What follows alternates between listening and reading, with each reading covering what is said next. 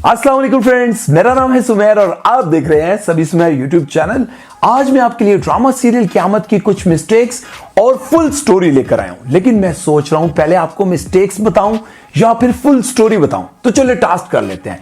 1 दूनी दूनी 2 दूनी 4 है, आओ सारे मिलके देखो कटवी तैयार है। ओ मिस्टेक्स आई, तो पहले चलते हैं मिस्टेक्स की तरफ और बाद में मैं आपको बताऊंगा उस स्टोरी के बारे में जिसमें ये जो है ना, क्या नाम है उसका, राशिद मियां, ये जो बड़े खड़पैंच और बदमाश बने फिरते हैं ना, जो कहते हैं मेरा मीटर घूम जाएगा।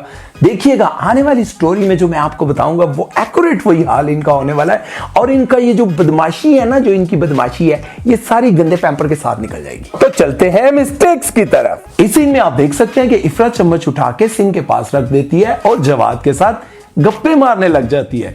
लेकिन ये क्या, जब दूसरे एंगल से दिखाते हैं तो चम्मच वहां से गायब हो जाते हैं। ओ भाई, ये सिंह है या परी जी का कोठा जहां पैसों से भरे बटवे भी गायब हो जाते हैं। इस सीन में आप देख सकते हैं कि राशिद मियां को जब उसके अब्बू बेइज्जत करके चले जाते हैं तब उसके हाथ में फोन होता है, और जब वो अपनी अम्मी से बात कर रहा होता है तब भी उसके हाथ में फोन होता है। लेकिन अचानक से बात करते करते उसके हाथ से फोन गायब हो जाता है और फिर अचानक से बात करते करते उसके हाथ में फोन आ जाता है। ओ यार, मैं तो समझा था ये बदमाश है, लेकिन अब पता चला ये तो नौसरबाज भी है।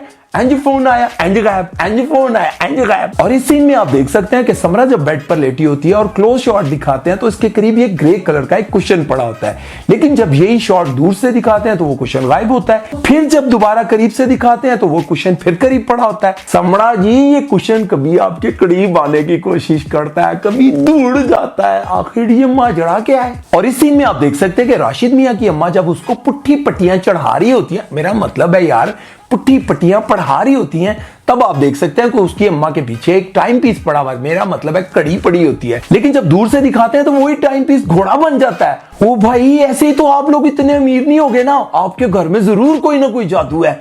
आप टाइम पीस रखते हैं तो घोड़ा बन जाता है, और घोड़ा रखते हैं तो खोता बन जाता है। और इस सीन में आप देख सकते हैं कि मेहंदी के फंक्शन में राशिद और समरा के दरमियान में कोई फोन नहीं पड़ा, लेकिन अचानक से राशिद वहीं से फोन उठाकर टाइम देखने लग जाता है। ओ यार, साढ़े ते गमलियां चू कदी कारी दे पौधे ते पौधियां चू पत्ते नहीं निकले, ਤੁਹਾਡੇ ਤੇ सोफियां चू मोबाइल निकल दें। वाह भाई। और इस सीन में आप देख सकते हैं कि जवाद जब बाहर से वापस आता है और अपनी अम्मी से मिल रहा होता है तो उसके लेफ्ट कंधे पर ये गिटार टंगा हुआ होता है, लेकिन जब दूसरी साइड से दिखाते हैं तो गिटार राइट साइड पे आ जाता है। वो भाई म्यूजिकल बंदा है, गिटार ਇੱਥੇ रखे होना है, एंज स्टेप मारे होना है, ਇੱਥੇ स्टेप मारे होना है ਇੱਥੇ। और इस सीन में आप देख सकते हैं कि राशिद की अम्मी अब्बू जब समरा के घर रिश्ता मांगने आते हैं तो ये बंदा मिठाइयां रख के यहाँ से गुजर जाता है, और जहां से वो गुजरा है वहां आप देख सकते हैं कोई सोफा नहीं होता। लेकिन जब थोड़ी देर बाद दूसरे एंगल से दिखाते हैं तो वहीं पे सोफा आ जाता है। ओए हल्ले ते इन्होंने कदम रखा है तो सोफा आ गया है, इन्होंने थोड़ी देर होर गुजारनी थे, इन्होंने जादू नाल घोड़े खोते सब कुछ आ जाना है। और इस सीन में आप देख सकते हैं कि इफरा जब मुड़ के समरा को देख रही होती है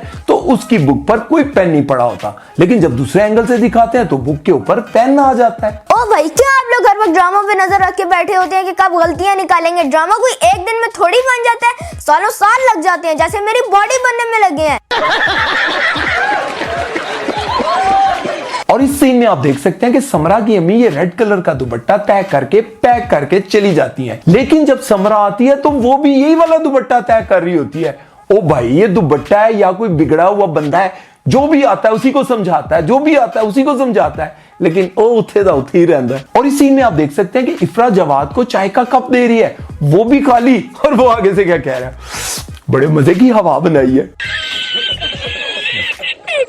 गलतियां होगी बहुत। अब चलते हैं जरा कहानी की तरफ। जैसा कि आप सब जानते हैं कि राशिद मियां को दिखाया गया है कि वो बहुत ही बिगड़े हुए इंसान है, अपने बाप की दौलत पर बहुत घमंड है, उड़ाते हैं दौलत को कोठों पर जाकर। एक ऐसी लड़की के ऊपर वो पैसा लुटाते हैं जो कि सिर्फ और सिर्फ उसके पैसे पर मरती है। लेकिन राशिद मियां अपनी बीवी को वो वैल्यू नहीं देते, उस बीवी को जो उसके हाथ पकड़ पकड़ कर कहते हैं कि प्लीज आप परी का पीछा छोड़ दें, आप अपनी जिंदगी को सुधार दें, आपके अंदर जो शोर है उसको मिटाने की कोशिश करें, आपके अंदर जो जुनून है उसको खत्म करने की कोशिश करें। देखें, आप बहुत अच्छे इंसान हैं, वो उसको सुधारने की बहुत कोशिश करती है। और राशिद मियां की माँ जो कि अपने बेटे को पट्टियां पढ़ाती रहती है हर वक्त, बिगाड़ तो वो चुकी है अपने बेटे को, लेकिन साथ ही साथ अब वो अपने बेटे का घर भी बर्बाद करना चाहती है, क्योंकि उसको बहुत तकलीफ है, क्योंकि वो चाहती थी कि मैं अपनी बहू बहुत ही अमीर घराने से लेकर आऊं, एक ऐसे बेटे के लिए जो ना पढ़ा लिखा है, जिसे ना तमीज है बात करने की, जिसे ना अपने माँ बाप का ख्याल है, ना उनकी इज्जत का ख्याल है। लेकिन वो बहू ऐसी चाहती थी कि बड़े नाम वाले लोग हों, बड़ी पढ़ी लिखी हो उस बेटे के लिए जो खुद एक जाहिल इंसान है। वो इंसान जो अपनी खूबसूरत और शरीफ बीवी को छोड़कर तवाइफों के पीछे पड़ा रहता है। इसकी दूसरी बहन है जिसका नाम है इफ्रा। इफ्रा अपनी बहन से बिल्कुल मुख्तलिफ है। वो तो उस जगह भी पंगा करती है जहां वो समझती हो कि अगला बंदा मुझसे बहुत ज्यादा ताकतवर है। वो जब अपनी बहन का हाल देखती है तो अपनी ही होने वाली सास का हाथ पकड़कर कहती है ऐसी गलती दोबारा ना करना। अब उसके लिए ये एक बहुत बड़ा सबक था। मुझे समझ में नहीं आता, ये जो माँ होती है ये शादी के फौरन ही बाद सास क्यों बन जाती है, फौरन इसके अंदर एक सास क्यों पैदा हो जाती है। आखिर ये पहले भी तो माँ थी, इतने लाड प्यार में अपने बेटे को बिगाड़ा है, इतना लाड देकर अपने बेटे की जिंदगी तबाह तो कर चुकी हो, लेकिन अब उसी लाड के साथ अगर अपनी बहू को भी रख लो तो क्या बिगड़ जाता है तुम्हारा, क्या जाता है। अब राशिद और उसकी मां समरा को इतना टॉर्चर करते हैं ठीक उस वक्त जब समरा राशिद के होने वाले बच्चे की मां बनने वाली है। ये इतना टॉर्चर करेंगे, इतना टॉर्चर करेंगे कि ठीक डिलीवरी के वक्त समरा की डेथ हो जाएगी मुझे लगता है।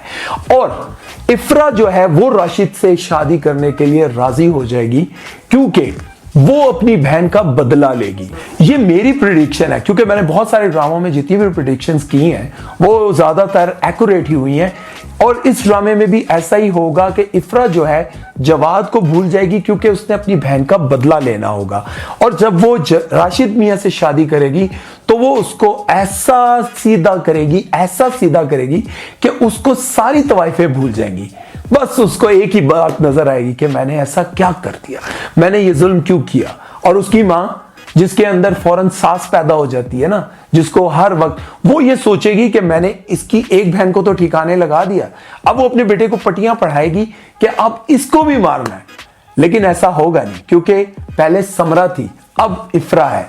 इफ्रा उसके साथ जो सलूक करेगी वो अपनी बहन के सारे बदले लेगी और बहन के साथ साथ वो अपने बाप और अपनी मां के साथ जो माजी में जुल्म हुए हैं, जायदाद और इन सारी चीजों का जो बहुत अभी एक कहानी जो पीछे छुपी पड़ी है वो भी खुलेगी। वो उन सब बातों का भी बदला लेगी और साथ ही साथ वो अपने भांजे जो कि समरा का बच्चा था उसकी भी हिफाजत करेगी क्योंकि उसी के लिए वो सब कुछ करेगी, उसी के लिए वो ये स्टेप लेगी।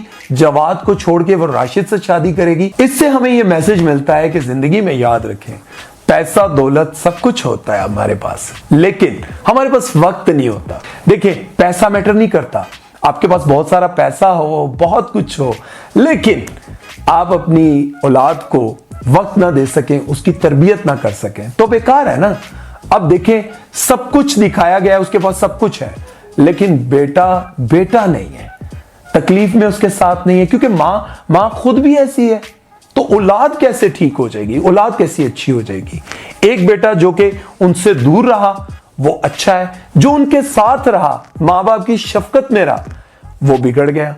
तो जिंदगी में ड्रामे देखने के साथ साथ आप लोग सबक भी हासिल करें क्योंकि ड्रामे ज्यादातर लेडीज देखती हैं और लेडीज जो है वो कहते हैं ना कि सबसे बड़ी दर्सगाह जो है वो माँ होती है, माँ की गोद होती है।